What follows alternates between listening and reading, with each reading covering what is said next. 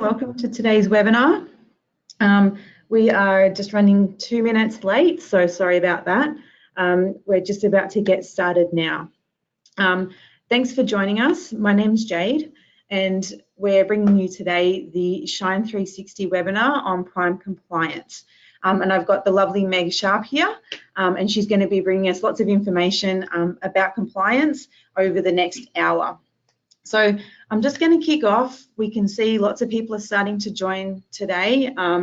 So first of all, I'm going to go through a bit of an introduction, just so people can get on board and start registering and getting onto the webinar. So if you have any questions today, all you need to do is ask questions on the right-hand side. So you'll see a little questions tab on the right-hand side. There's a questions box, or there's a chat box just below that. So if you want to type anything in there, I can answer the questions for you. And we're also going to do a Q&A as we go through the webinar as well. We've got a few polls, so just to keep things exciting, we've got some questions. We hope that you get involved and start to answer them as well. So without further ado, let's get started. So as I said, I've got the lovely Meg Sharpe with me today, and she's going to be talking about everything compliance. And the topic of today's webinar is the top 3 areas of non-compliance in a dental practice. And look, I know there can be a lot more areas of non-compliance, but because we've only got a short amount of time, we've narrowed it down to just the 3. And with the webinar that we're presenting to you today, this is the 5th webinar in a series that we've done over the last couple of months. And we've been lucky enough to have our partners come on board with us to bring you the webinars, to bring something extra to your practice. And those webinars have been on Experian, who cover insurance, My Dental Marketing, who work on the online marketing of your business, Prime Practice, who have helped to increase patient acceptance with you and your patients. And then also we've had great dental websites with us as well. And Jeff's given us information on how to build a great dental website. Now over the next couple of months, next couple of weeks, I'll make these webinars available on our Shine 360 page. So you'll be able just to log in and view those webinars if you want to do that. Oops. So today's presentation on compliance has been brought to you by Shine 360. And if you are considering joining, or maybe you haven't heard too much of the program yet, the fundamental things about the program are to help you reduce risk in your practice, to increase profitability and improve patient outcomes. So we know as the program, if we can help you achieve one or all of those things, we've been successful. And how does the program work? So there are 3 components that are the most important to me. And what the first part is you get a discount on your products. You get, on average, 15% off your everyday dental products. And that means that it's your masks, your bibs, your pouches, all of those products, you're going to get about an average of 15%. Then the next thing is a cash rebate. So we look at everything that you've bought in a particular month on your consumables, and then when you pay that account on time and you order your products online, we're able to give you back up to a 4.5% rebate back onto your account. And as it says, on average, about $2,000 every year can go back onto your Henry Schein account. And last but not least, and the reason that we are here today is we've brought you Business Solutions into the program as well. And they're businesses that we've teamed up with who are well known in the industry. And what they do is they bring offers and deals to you that wouldn't be available if you weren't on the program. So we're trying to help you be more profitable in your business and also have better outcomes with that one as well. Now, these are our program partners.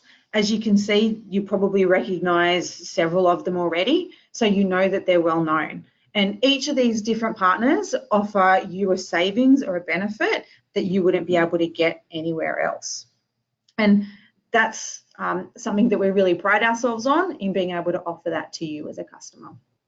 And just lastly for my program overview, if you want to know more, if you've got questions or you're already a member, please just come and ask. Your territory manager can help you, and they can also help you join up if that's something that you would like to do. So thanks everyone for being on board. I'm about to hand over to Meg Sharpe, who's here with us. So we're going to just give me a second while I get that sorted for you. And she's going to be able to talk everything compliance today. So thanks, Meg, for joining us. And I'm just going to pass that over to you. And I'm just going to do this. Okay.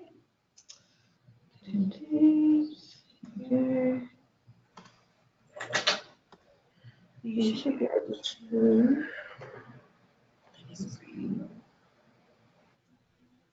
And start your presentation.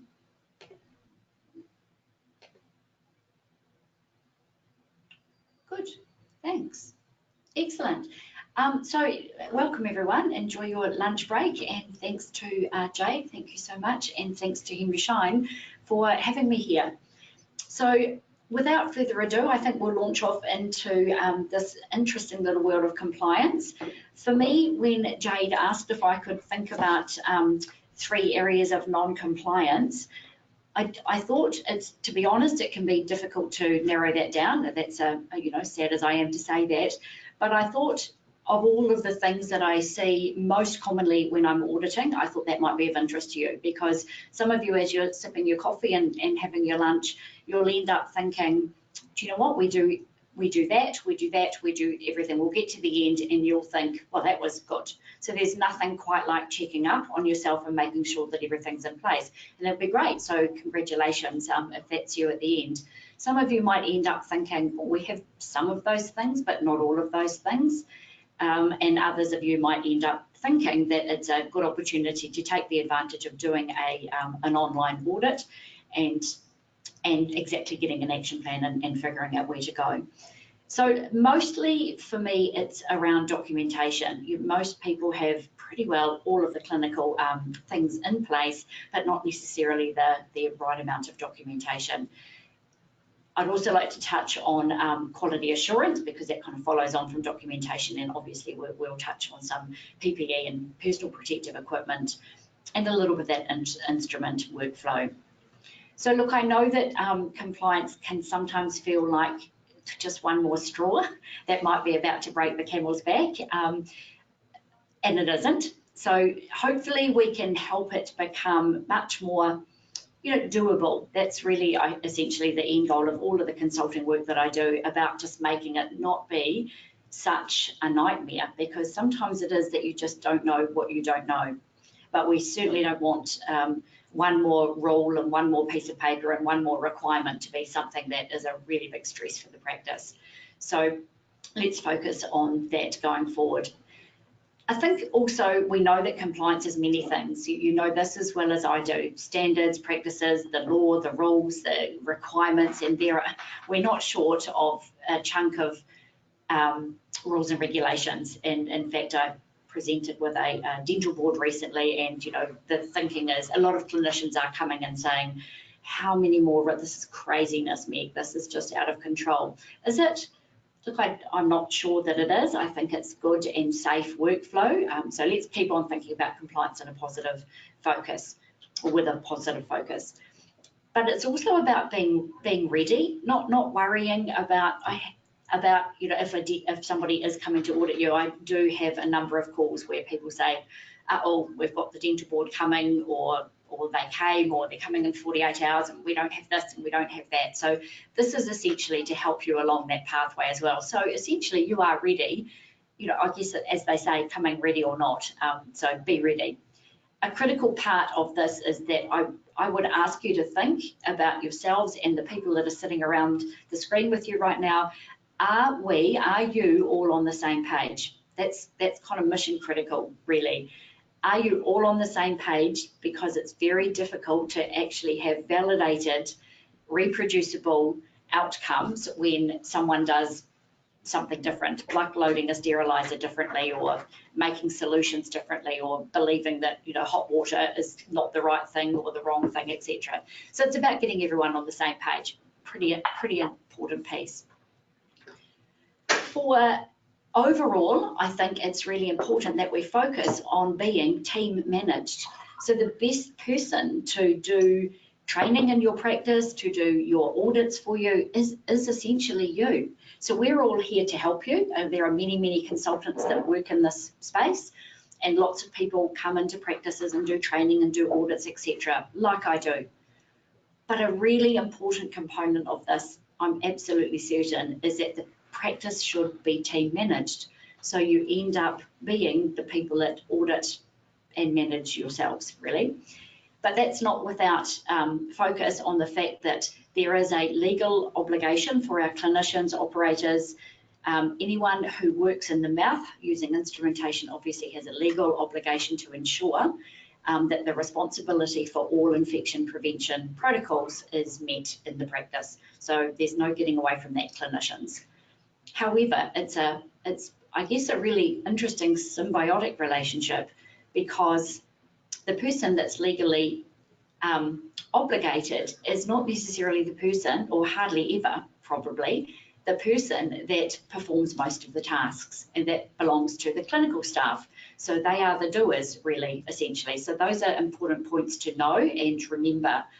And this is for all clinicians in the practice. I'll talk shortly about having a manual, and quite often when I interview with clinicians, they haven't read the manual, they're not aware, they think that the practice owner is legally obliged to make sure all of this is done. So for those of you working in the corporate space, your non-owner dentists, this is yet another piece of critical information. Absolutely, you must ensure that your legal obligations are met here. So moving on, practice managers, you become critical in this space.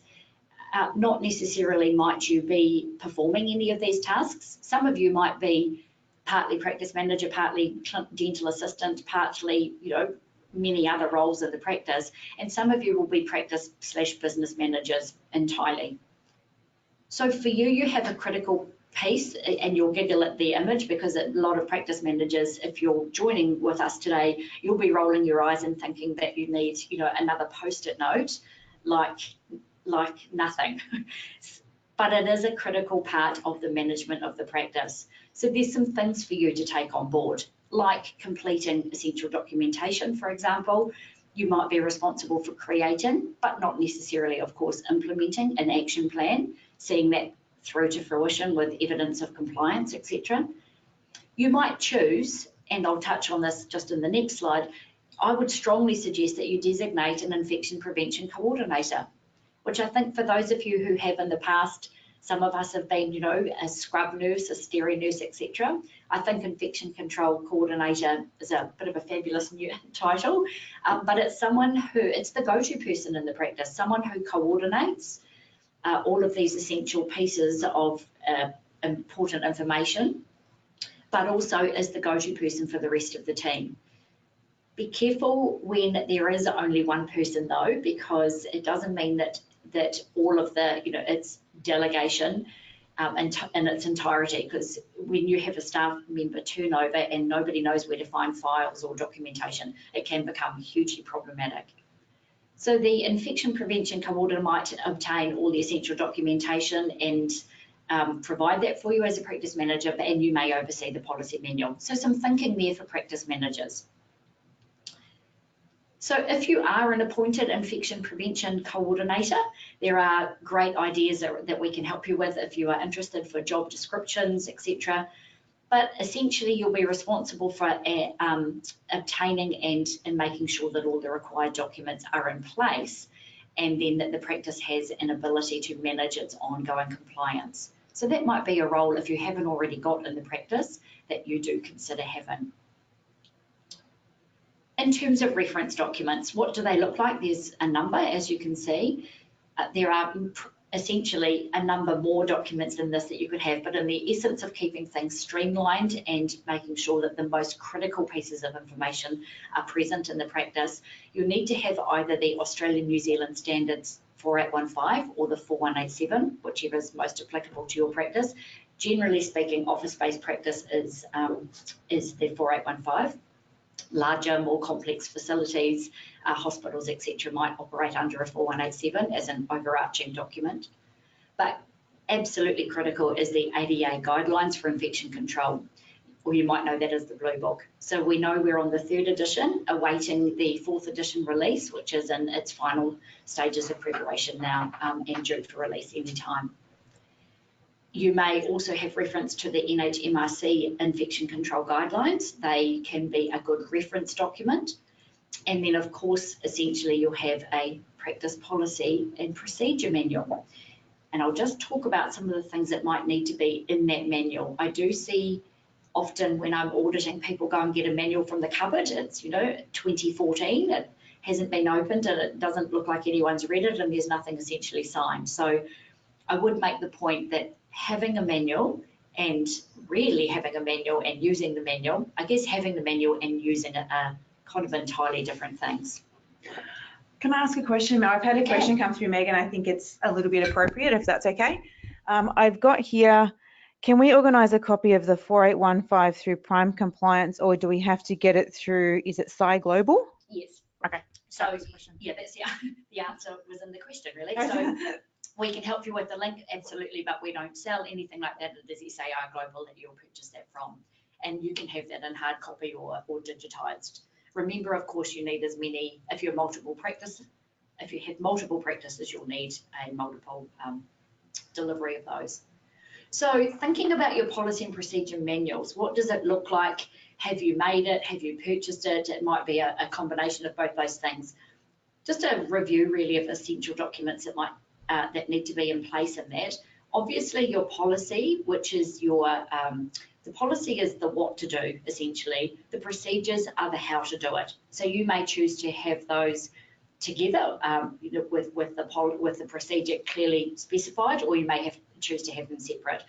The image that you can see is an example of a manual that I've created, and I definitely these days have the policies and procedures separate, because what I know is that sometimes people come to work, new staff, temporary staff, etc. They, as opposed to wading through a complex document, they just almost like cheat sheets. They almost need to get to the procedures so they can work out how you mix a solution, whether you place things paper up or paper down, etc., in your practice. So it's almost like a shortened version, but it also gives you the ability, as you should, have it customized to your practice, including your specific products, what water temperature, how many mils, etc., what your dilution ratios are.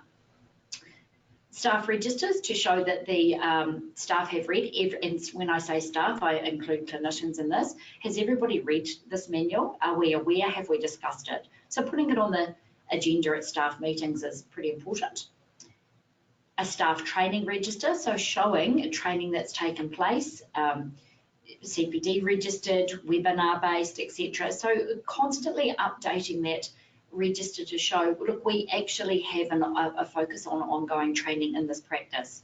Sadly, I do meet a number of staff who haven't had or attended any type of training in quite some time, and things move on. For those of us who trained without wearing gloves, things have moved on, and products change, formulations change, thinking changes about surface management, etc. It is worth keeping up to speed with these things. You need a quality management component. I'll touch on that again in just a minute. Immunization registers, occupation exposure register, what happens, what's our bloodborne pathogen exposure, what do we do, have we got a quick reference to that, do we register incidents in this practice, or things that should be done. A service register for your dental equipment, showing sterilisation records and documentation, but also including validation certificates from your service technicians. And then, of course, material safety or safety data sheets for the products that you have in the practice. So as you can see, quite a bit of documentation. You may have all of those things if you do great work. If you don't, then there's probably a few things that you can add to what you already have as an existing manual. It does need to be more, though, than printing out the ADA guidelines and putting that in a ring binder. That's a great start, but it does need to be fattened out with these other additional items. Cycle monitoring documentation, some kind of record keeping, doesn't have to be this type of this form, it's just an example. But a couple of points I would make is that you do need to document the testing, the daily performance testing of both an ultrasonic or a monthly or quarterly, if that's the appropriate timing for your washer disinfector. But you do need to definitely have vacuum and leak rate tests or air removal as applicable for your sterilizer. So we've kind of got pre-sterilisation records, but critically also where you see the blue tick there, we have parametric release records. So on release of a load, are we observing the 4 key parameters for packaged items? So are they intact, dried, sealed, and has the chemical indicator changed? This is probably a fairly common missing piece of information. Again, it doesn't have to be this particular form, but some kind of documentation. Really important here. If you have electronic data downloading, then can I suggest that you do that regularly?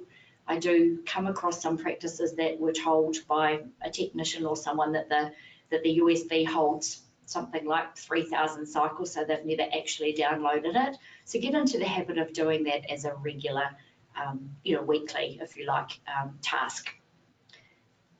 I also would just add implementing safe storage. So do save that to documents and not to a desktop. I wouldn't have thought of adding that until recently when I saw a practice experience keeping that on a desktop, and when their IT was updated, all their critical sterilisation records disappeared, which is not something any of us want.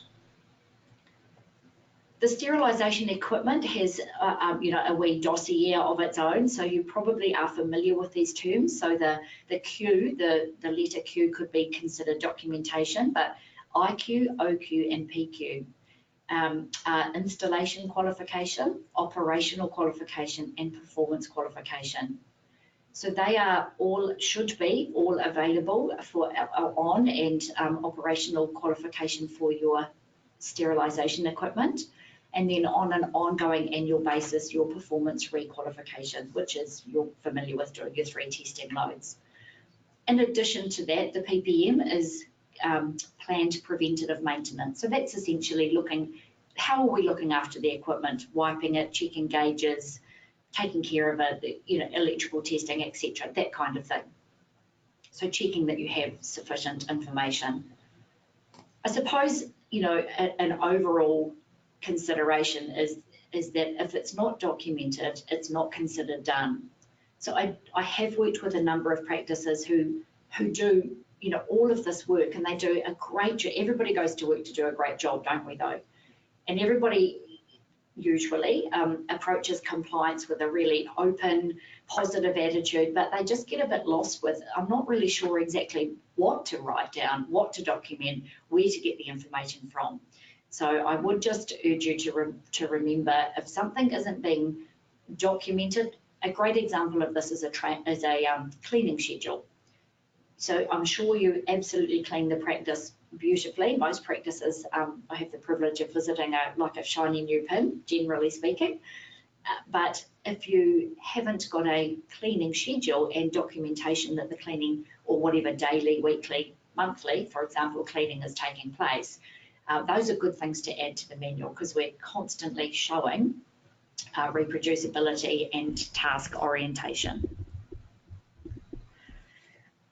I guess a biggish piece is of this whole entire, it's as you can see about now, this is the non-clinical stuff. I'm not talking about not washing hands, not wearing a mask, poor cleaning of instruments, etc. This is the non-clinical component piece, as you've clearly realised. So it's that back end, back office. That's why I talked about the practice manager being critical to the success, really, for coordination of all of these tasks with someone appointed to that role.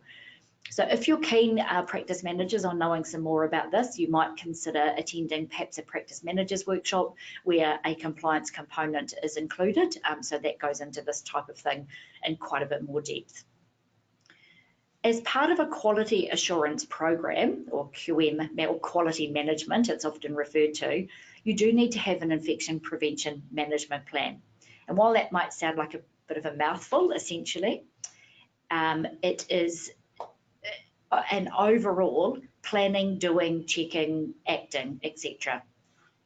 Yeah, I can see Jade pointing to me, so I'm just checking. We're just going to run a poll. Oh, yeah, great. and it's, Yep, it's cool. around what you're about to bring up. So I'm just perfect. about to launch this. So just first, if you've got any questions, please type them in the question box. And if it's pertinent to the thing that Meg's saying right in that moment, I'll be able to ask it. If not, we can leave it till the end. So just a reminder for everyone on that.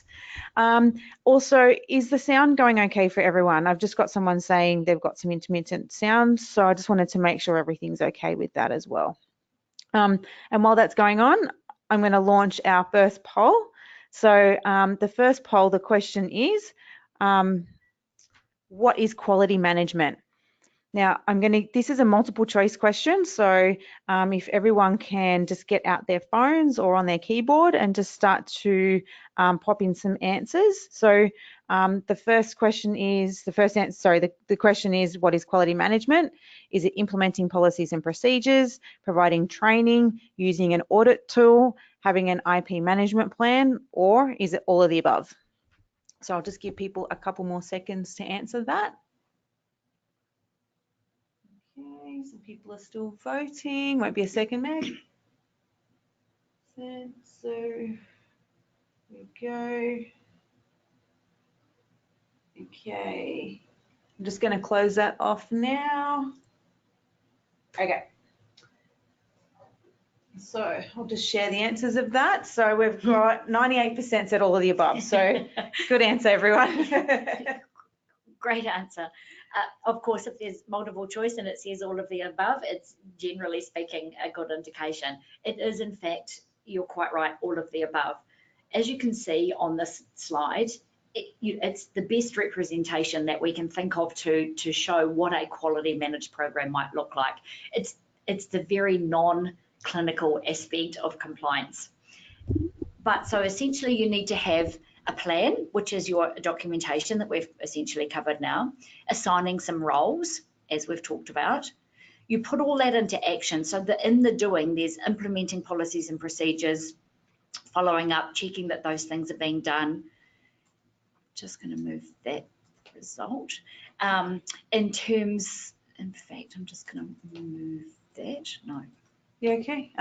Do that. Cancel. Hit this button right there. Thank you. There you go. Perfect, thank you. In terms of the checking or auditing or clinical assessment or review, whatever is your word preference there, it's around record keeping and the quality assurance component that we're currently talking about.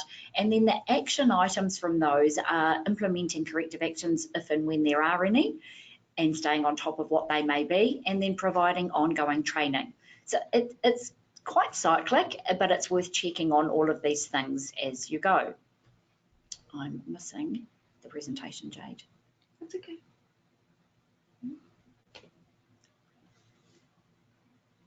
Just make that, hit that, yep. One sec, guys, maybe a second. Hit that again.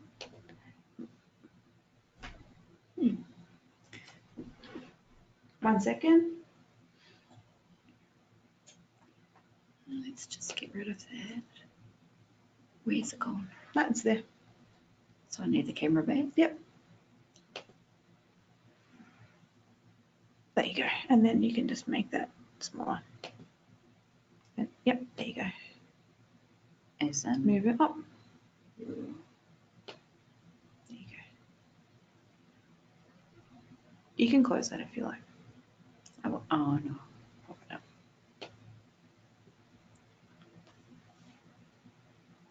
We want it to be much. Yep. Okay, I'll close here. Okay. So the quality management component. Moving on from that, and you were quite right. We have got some initial. Now I can't move this one, the screen. No, the next slide. That's right. Just click on your screen, and then you'll be able to skip to the next one. Okay, perfect, perfect. Thank goodness Jade's here. Thank you for being here. I'd be clicking madly. So in terms of quality management, I guess essentially we would say it's providing documentation, it's providing the backup training, and then it's checking that all of these things are happening. So for you, implementing policies and procedures, but making sure that they're written and that they're accessible to all staff members. The training should be yearly. It can, of course, be any time more frequently that you would like than that, but it really does need to be annual updates. And then using some type of audit tool to ensure that what you think essentially is happening. So your quality assurance checklists. Having a validated process is about being consistently reproducible. So everything happening exactly the same way, no matter which the staff members are that are working that day. Can we all render the same outcome? Do we all wash our hands appropriately? Do we all foil test the ultrasonic bath the same way? Do we make a solution? Do we load the sterilizer? Do we release a load? Absolutely everything throughout the entire process is needing to be constantly, or consistently rather, reproducible.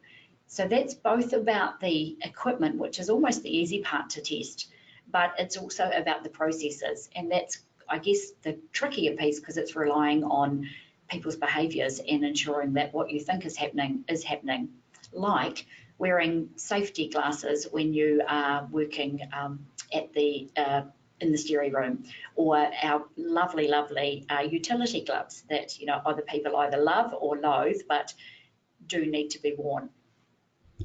In terms of audits, I'd think it would be a good idea to consider them helpful and not horrifying. So we've recently launched a wee bit of an article about that. If you'd like a link to that, please do let us know. Auditing, checking up, it's not a big brother exercise. It's really important that we don't have people feel that they're being watched, someone breathing down their neck to check up. We don't want to be standing behind them with a little checklist. So it's about clinical observation would be a really important point here, not a big brother exercise. And when you do give feedback, it's not about a person, it is about a process. So please ensure that that becomes part of the way that you give feedback. And we've got another poll, so if everyone can just get your phone out or your computer out a little bit for me. So the next question is, and I like this one, this is my favourite one.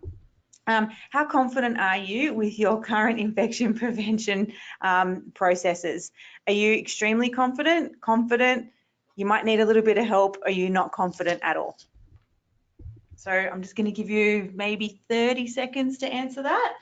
It was such a good question. I know, I like that one. Everyone's answering, so that's good. So thanks, guys. And I've had some questions come through, and I'm trying to answer them as we go as well. So won't be a second. Okay, couple more seconds. Okay, and I will just share the results with everyone. So we've got some people that are confident, and we've got probably about a quarter of the people who might need some help. Great. Yeah, that's good. That's absolutely excellent. The more and more that we all focus on educating around this entire compliance piece, I think the more confident people become. And confidence comes from knowing I think the worst place to be is when you don't know what it is that you don't know, and a lot of information comes as a bit of a surprise.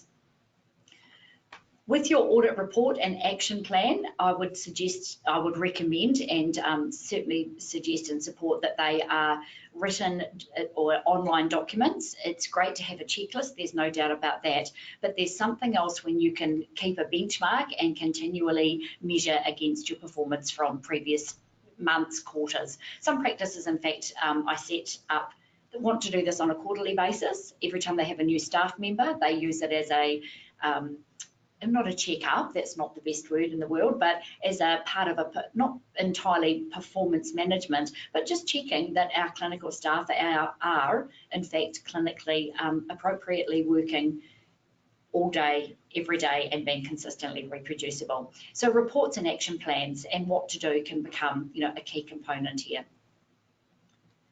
Moving into a slightly more clinical aspect, when I was thinking about the things that I don't see, or the areas of non-compliance, shall we say, it's mostly around PPE and workflow processes. So I want to touch on a variety of bits and pieces really throughout this whole section, clinically speaking. Please ensure that your patients are always wearing safety glasses. I do see a few patient treatments take place when the patient didn't want to or was uncomfortable to wear or wanted to wear their own spectacles, etc. So please do encourage your patients to wear safety glasses and or have a very strict practice policy, because if you're the practice owner and you have 2 or 3 non-owner dentists or hygienist therapists working with you, then you want this to be consistent throughout all of the operatories. I do have to talk about hand hygiene. I hate to have to do this, but I will. The 3 components here around hand hygiene is the length of time, or lack thereof really, the techniques that are used, and the clinical products. It's really important that hands are washed for the correct length of time, which, as we probably all know and remember, has to be somewhere between 20 and 30 seconds, never less than 10 seconds. So I would encourage you to have a stopwatch with you next time you do a hand wash, because certainly when I'm doing staff training sessions, we actually literally do, check our technique and what's our technique, and palms and dorsum and fingers interlaced, etc. Download the posters, check your technique, but absolutely time it, because I think, like most of us, you'll be fairly shocked at exactly how long 30 seconds is. It seems an eternity when you are actually doing it as an experiment. Technique is always really important. Please do review. So handhygiene.org.au have fabulous hand washing, hand alcohol-based rub posters, etc. And the use of clinical products. Please don't be encouraged to buy products from the supermarket. They have excessive emollients, different detergents, colour, formulations. They are not suitable for clinical use for a variety of reasons. I would have to say that sadly I do see a little bit of glove off and another glove on, and no hand hygiene performed in between those 2 things. So just a reminder, and just take a fresh look this afternoon when you're working again, that every time that you remove gloves or before you don a new pair has some kind of hand hygiene taken place. Whether that's washing with soap and water, liquid soap and water, or using our alcohol-based hand rubs, that's entirely dependent on the clinical process that you've just undertaken or the level of debris on the hands, as you know, but something has to happen in between. Our favourite bear below the elbow, I have to say that I guess there really is no other way of saying this. Be very strict. Be strict, practice owners, practice managers, infection prevention coordinators. Be strict on all the staff. We can't be working clinically if we can't wash our hands, or shouldn't, not can't. We shouldn't be working clinically if you can't wash your hands, and including your forearms up to your elbow, at least 2 or 3 times a day. So we need to be removing nail varnish, acrylic nails, tips, shellac, gelish, whatever it is, jewellery, stoned rings, wrist jewellery, watches, etc. Sometimes people do say, I need to know how many steps I've done for the day. I think actually we all agree, if you work in a dental practice, I'm absolutely certain that you would walk many more than 8,000 steps in a day. So please, can I just urge you to be a little stricter on that? That is something that I probably I would say fairly routinely fail in an audit. Washing hands and then using hand gel immediately is problematic. Using a gel when your hands are already wet is problematic. Not using enough of the gel, and then lack of moisturising throughout the day. So there's just some review reminders about how to take just a wee bit of better care of your hands, and they all result in, as you can see, these are hands that we just had from a lecture that I ran a couple of weeks ago in a UV light box, and you can see that the result of insufficient application of alcohol-based rub in this particular instance. The middle image that you can see with the dark nails is exactly what is seen when alcohol-based rub just washes almost off the surface of an acrylic nail. So interesting. You might be looking around at each other right now and thinking, oh, or no, I don't really want to lose my nails. But if you want to work clinically, it's much safer for you if you remove. When you're removing, speaking of removing, when you're removing gloves, Please, I urge you to use a no-touch technique. So it doesn't need to be complex origami, but it does need to be a no-touch technique. Remember that gloves worn badly are almost worse than gloves not worn at all, and they need to be considered as a supplement to hand washing. So they're as well as, but not instead of. So that kind of leads us back to that glove off, glove on. Then it's not instead of glove application. I often get asked how many gloves should you use per patient treatment. I wish there was an answer, but obviously there can't be because it depends on the treatment. But I think a fair thing to say would be perhaps consider changing frequently, but not constantly. I see this mountain of gloves. I do think that there's a fair use of overuse of gloves actually. So just constantly off on, not performing hand hygiene, getting things out of the bottom drawer, etc. So think about using transfer tweezers. If you're constantly adding something to the working zone, then think about, is there a way of getting that on the bench before the procedure? Maybe some communication between the clinician and the assistant before the practice. So you'll have an idea about what could streamline that and make it more smooth in your workflow. I've included a couple of common mistakes here. Long nails, or we often refer to netball nails, so long nails are problematic.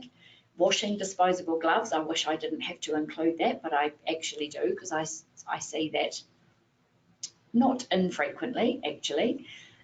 Touching your face or your mask or your clothes after you already are wearing gloves. And then sizing of gloves. So do be careful. You probably won't have one pair of gloves, or I'm not suggesting you need 10 different sizes, but do be aware of gloves being too tight for staff. Too baggy is easier to solve because they're just too large, and we don't tend to find them too large, but I do find people squashing their hands into small gloves. So you do have to watch out ergonomically for that, and wearing non-sterile gloves for oral surgery. So tidy that up if that's an area that you need to. Please do protect your eyes. I try as I can. I can't find the most amazing stock images usually. So this is before someone asks the question, I know the patient isn't wearing safety glasses.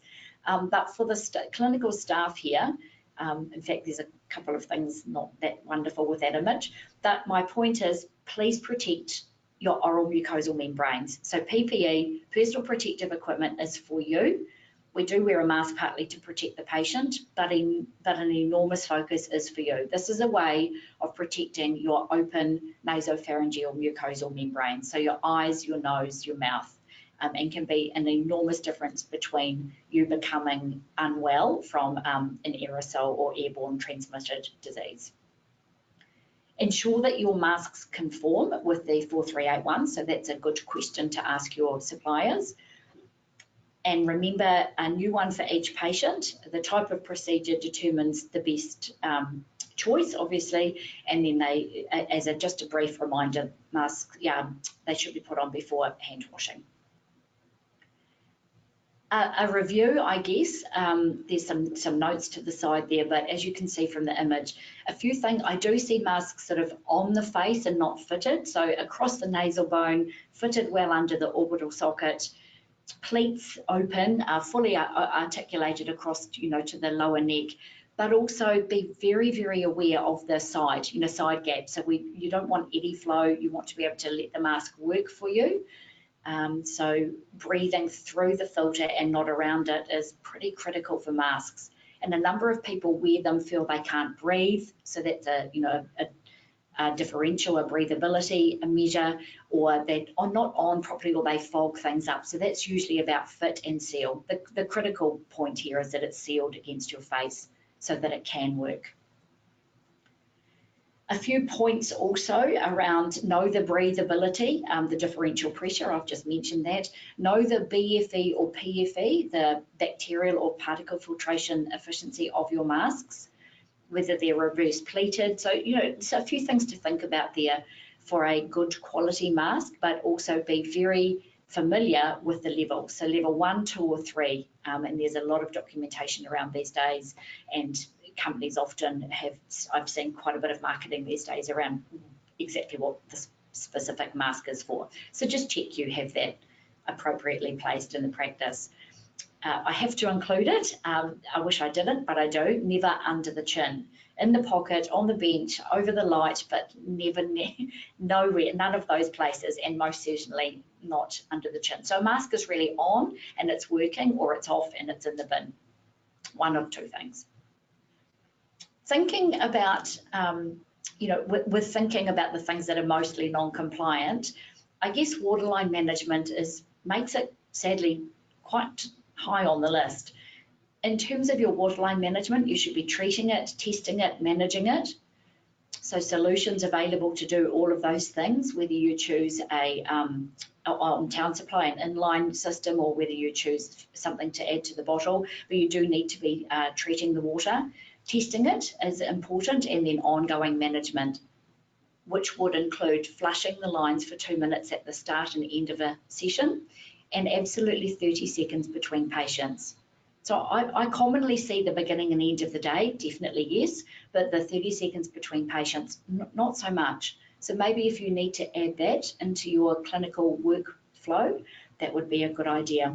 The whole point is around the stagnation of the water in the line in the period that we spend when it's not running. So keeping it flushed is pretty important. When it comes to surface management, I guess,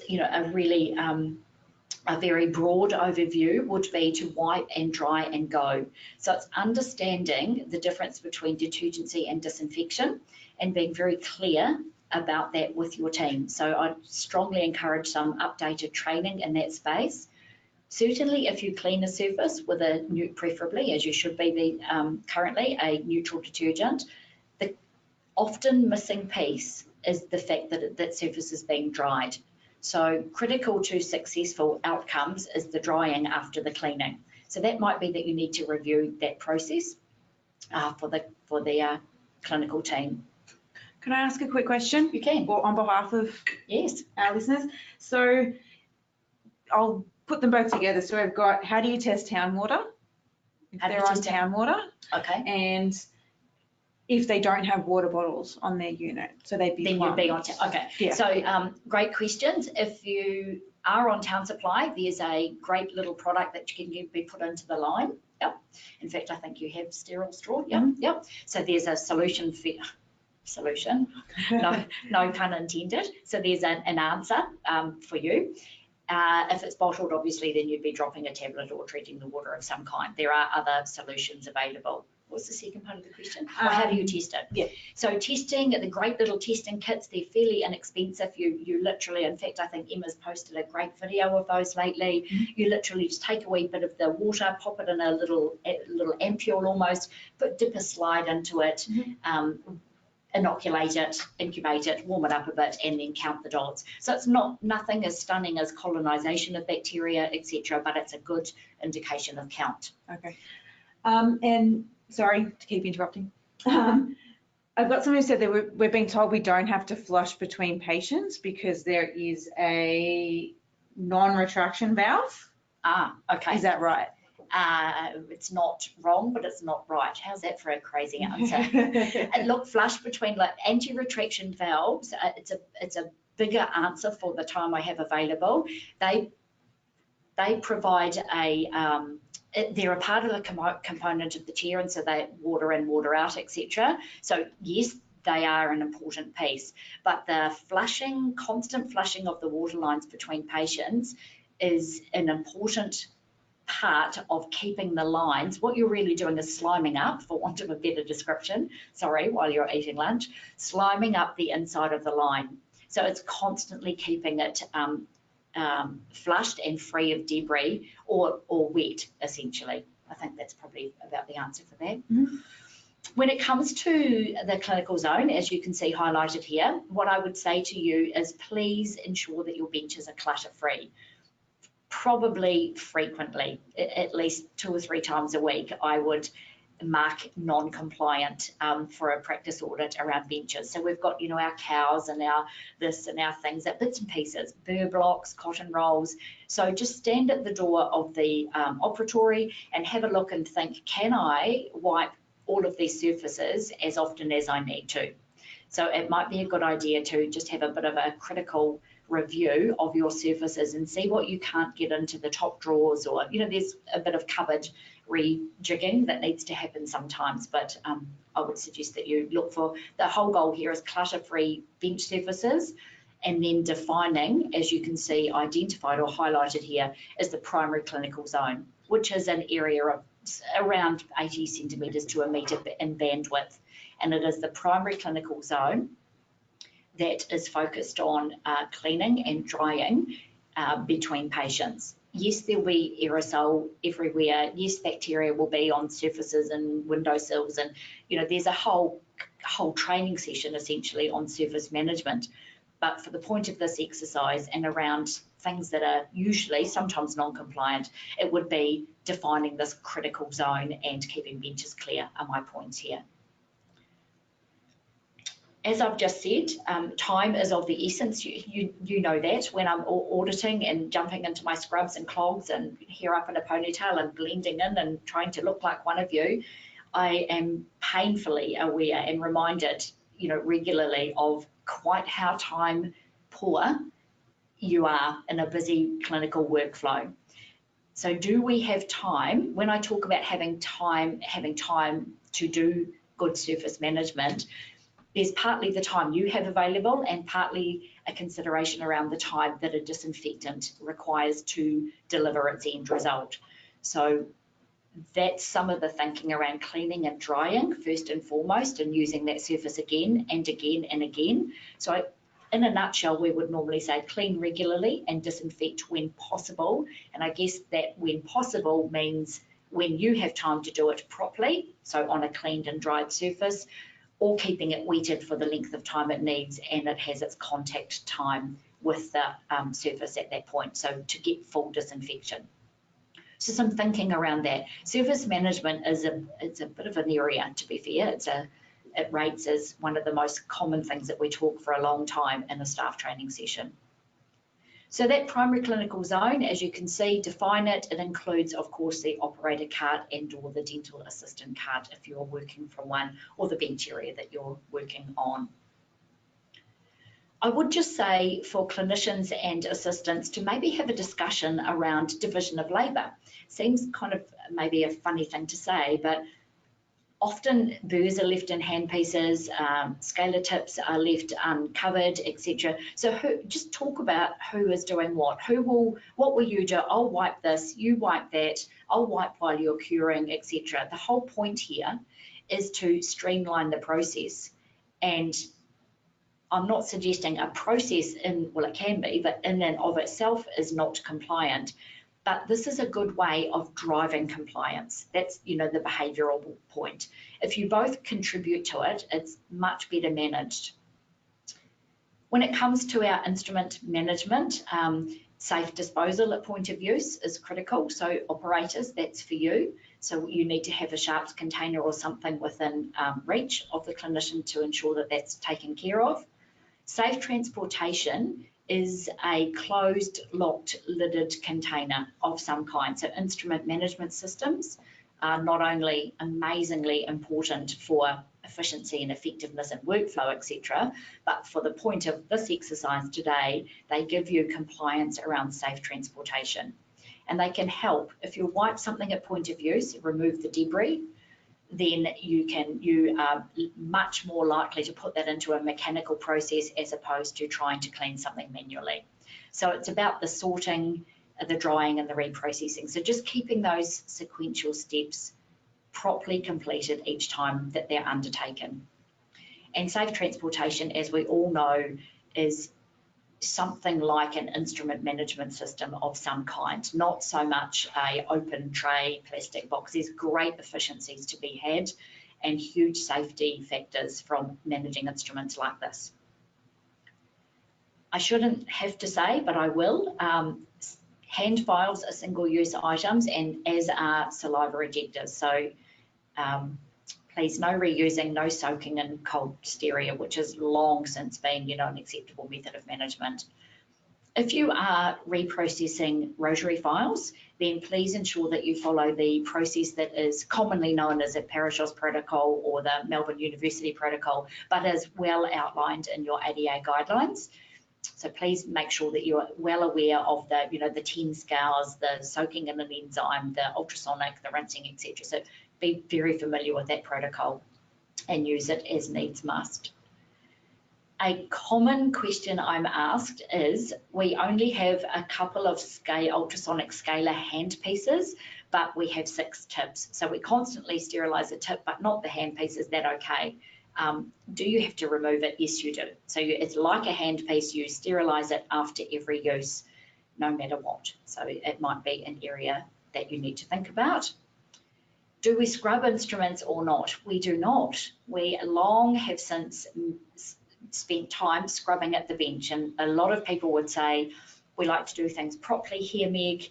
We give them a good scrub, we put them in the ultrasonic, we do it this way. Please review your process. I won't go into the preferred process now, but I will. The preferred process is mechanical, but the reasons why are a bit of a bigger discussion. But I do want to highlight, I still see a fair bit of scrubbing instruments at a bench. So it's a Sharpe injury. It's a risk, there's aerosol generation, it's time consuming. It's not wasting time, but it's not good use of time. So please don't. Of course, you will all be madly in love with the famous purple gloves, and so sometimes how often people buy them and have them in the practice with their names, and they have them pinned up, and I'm auditing and they're like, oh, Meg, we've got gloves, great, yes, I see 5 pairs of shiny new looking gloves. They don't look worn, and often they're not. So we all giggle about this, but having them and wearing them, 2 different things. So please purchase them. Be very strict about this, practice managers and clinicians. Make sure that they are worn appropriately for instrument management. An appropriate mask, safety glasses accordingly, or a mask with a shield attached if that's your preference, but somehow the appropriate attire for instrument management is probably something that I would see fairly low on in compliance. But if it's alive and well in your practice, then congratulations. Can I ask a question about scrubbing? You can. How do you, instead of scrubbing, look guys, I know we're running short of time, but I'm just trying to get through everything. How do we get rid of saliva, blood, and cement, etc.? So the quickest answer I can come up with, wipe at point of view, wipe as you go. So that's one way. The other is to maybe think about using an instrument, like a softening foam, like a pre-treatment foam. So it's spraying the instruments before they go out to steri. So something's happening, the proteins are solubilizing as you go. Yep. And I guess just to bring it to the end, the last few slides where I was just talking to Jade before we came on about work instructions. So I've just show you what you're seeing as a poster. It's a part of a series of 4. But the point here and the focus is, are you providing sufficient work instruction for your staff? So remember, a lot of dental assistants are quite kinesthetic in their learning style. They like to show and tell and be seen. And so posters can be a great reminder. In fact, a colleague referred me to a study the other day about the length of time, some study done on people washing their hands when there's a poster on the wall in front of them are likely to spend longer because they're intrinsically, they're reading the poster, so you get in another 10 odd seconds. That might be something to think about. But where I'm going with these work instructions, probably every steri that I go into, there are, the walls are adorned with lists. Do this, don't do this, don't, do. And they're all Word documents. So I might encourage you to think about making some, purchasing a poster series or checking that you've got some kind of visual aid to remind people this is how we load the sterilizer. Have something with an image of a paper up or paper down, so you sort of eliminate the debate and the ongoing discussion.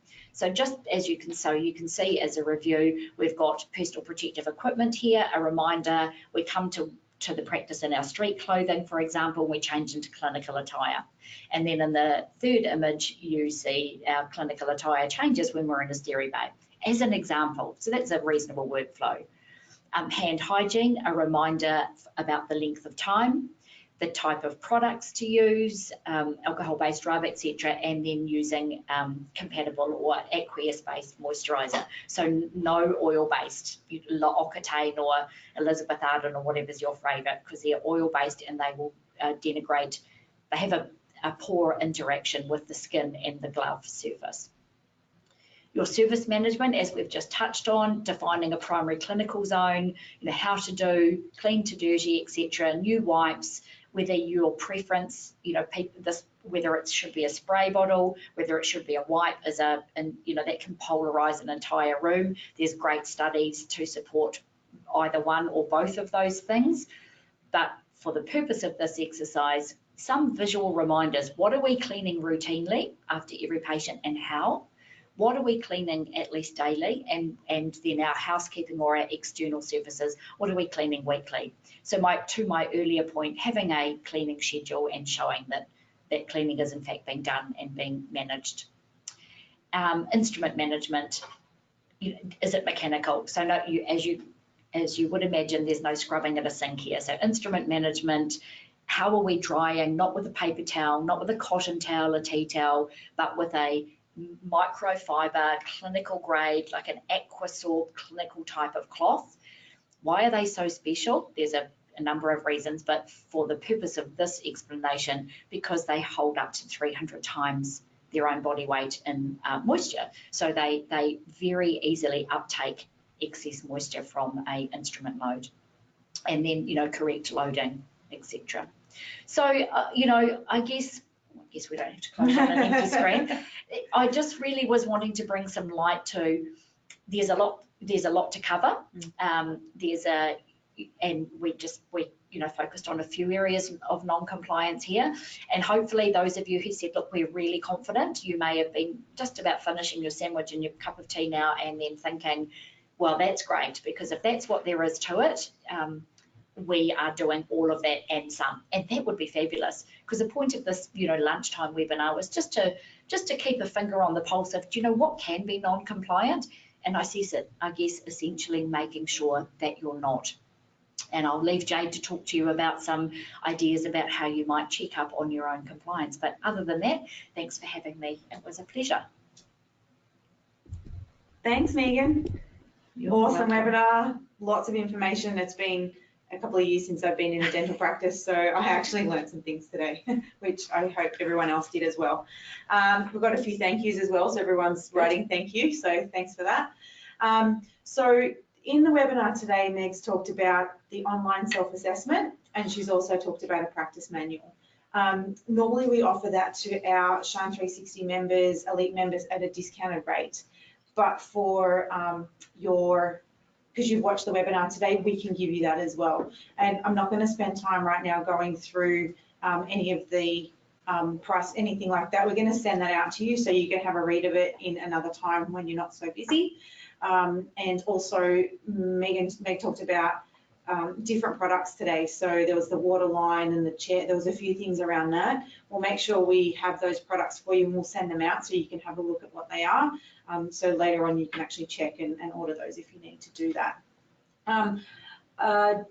That's it for today.